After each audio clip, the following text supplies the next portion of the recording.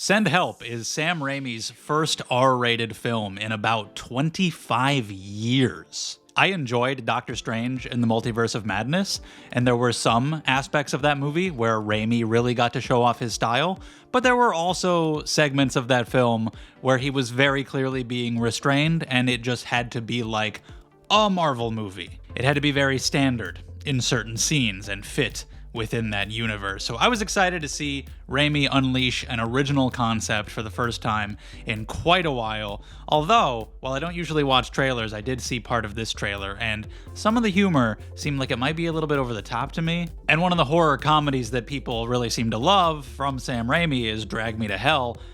I don't like that movie at all. I've only seen it once. I want to watch it again. Maybe I'll change my mind, but from when I saw it the one time, I thought it was terrible. I don't understand the praise. So I had my reservations going into this, but I'm happy to say that I had a pretty fun time with Send Help. I hope Raimi gets to make a lot more movies like this the way he wants to make them going forward. So you have Rachel McAdams playing this office worker who's very timid, not very good with people. She's very awkward, she's kind of shy. And Dylan O'Brien is the new boss of the company because his father created the company and passed away and has now just handed it to his Nepo baby son.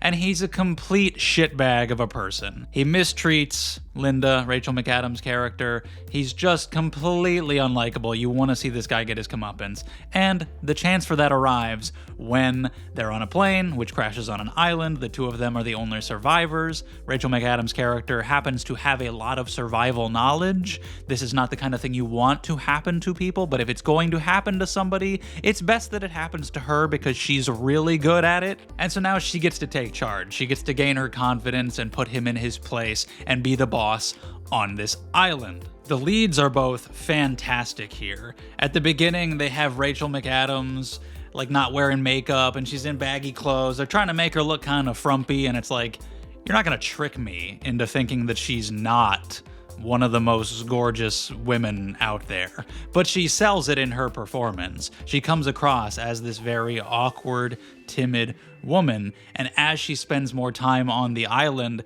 they actually start making her look a little bit more conventionally attractive as she comes more into her own and takes that position of power. And she is having so much fun with the role as she has to play this woman who goes through this drastic change into like blood-soaked insanity later, and she's so good.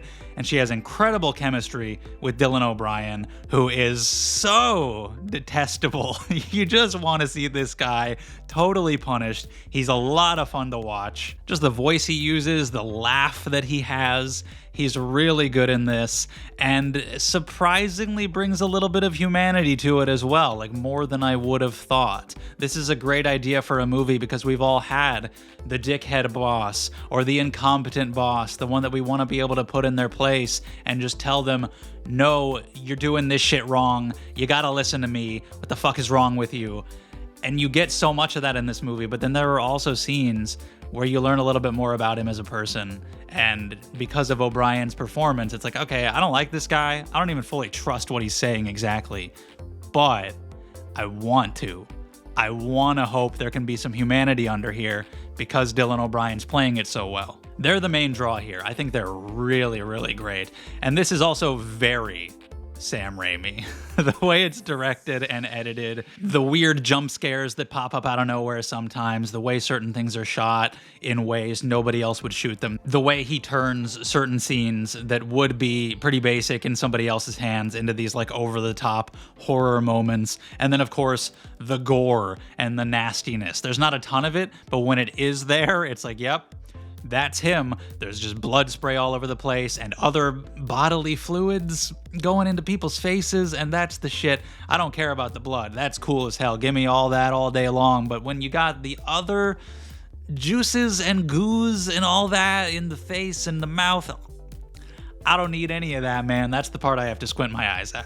But it's very Raimi, and you can tell he's just having fun doing what he wants and unleashing his signature style. Part of this just feels like Evil Dead being unleashed on a tropical island. Because Raimi did Doctor Strange. Before that, what was it, like 2013 when he made Oz? He hasn't really gotten to be fully unrestrained by the studios and just do what he wants for a long time, and having a blast with all of this violence, a lot of it directed toward eyes, which is pretty brutal, and all the suspense that comes with these two being on this island together and how far it's going to go, what they're eventually going to do to each other. For me, this worked as a much better blend of horror and comedy than Drag Me to Hell did. You have the intensity of the situation and them trying to survive and possibly end up at odds with each other, but also all of the comedy that just inherently comes from this shitty person being put in his place and her taking charge. Unfortunately, when it comes to the violence, one of the worst things about the movie is the CGI. All of the blood spray is just a cartoon. It looks so fake. It looks so bad. There's animals on this island with them. They're CGI. I never believed for a second that they were really there. There are very, very few examples of CGI blood that I think actually work. If you make it look just right and you put it in a movie that's already really goofy and over the top, like Renfield, I actually think the CGI blood worked well there.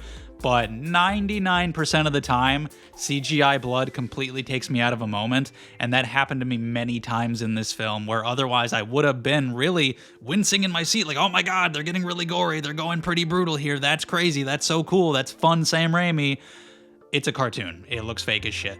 And I still enjoyed those scenes for the flair Raimi's able to add to them, but they're so diminished from what they could have been with practical effects. The CGI really hampers quite a few good moments. I also think the movie's a little bit too long. In the middle, when you have some of these bonding scenes, it's kind of nice. You're seeing the humanity of these characters. The actors are doing a fantastic job with all the layers of these people, but those scenes are very standard, like stranded on an island movie type stuff that we've seen before.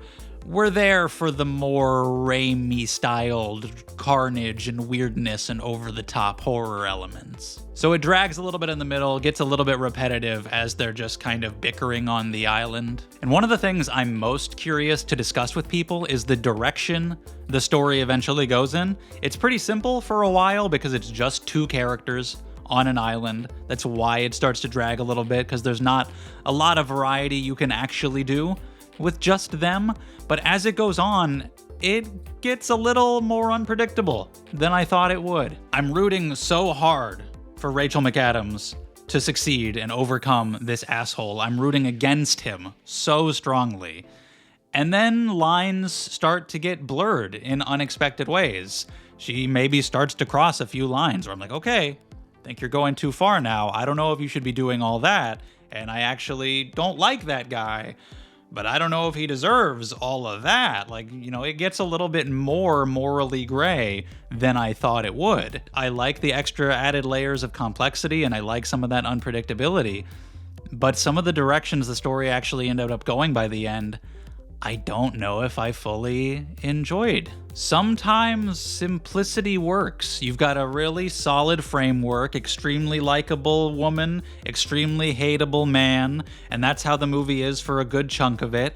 We're enjoying that. That's working. Sometimes the best thing to do is just land that plane. Just follow that through. And I don't want to get into spoilers at all, but some of these reveals that happen throughout the movie, while a little interesting, they didn't really lead to an ending that I found all that satisfying. It felt like the kind of movie that it could have ended like 5 different ways, and they just had to pick one, and I don't really fully think I connected with the one they chose. And I think a part of that is how they decide to reveal some of this information. There are multiple scenes where we examine certain behaviors of Rachel McAdams' character, kind of leading up to a bigger one at the end. And I think it would have worked better if we just had that big reveal scene at the end, and then from there, we got flashbacks showing us all the other stuff.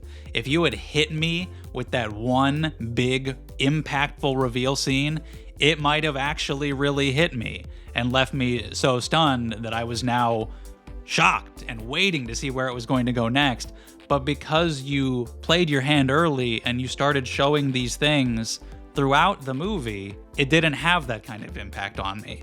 So as we're experiencing these twists and turns in the third act, I'm not really feeling the surprise that could have gotten me on board with some of it. I'm feeling a little bit just like, did we need to go here? Is this the direction the story needed to be at? And by the actual end, I wanted to be smiling. I wanted to say, yes, that's a satisfying end. But I just really couldn't. And it's a shame because the ending, that's what you're left with. That's the final punch. Like throughout the movie, I'm thinking, this is easily my second favorite movie of the year so far, behind The Bone Temple. And by the end, it still might be, but it might be third. It might even be fourth. I need to think about it some more. I'm curious to watch it again. Maybe it'll work better for me. Now that I know some of the directions it goes in, maybe I won't like it as much. I don't even know, but I definitely want to watch it again because I did have fun with it. I enjoyed it. I think our leads are great. Raimi is having a ton of fun. The violence, even though it's hampered by CG, is fun. It's a great scenario. I just really liked watching these people. Even as the movie went in directions I didn't see coming, I was still enjoying them, and it was still entertaining.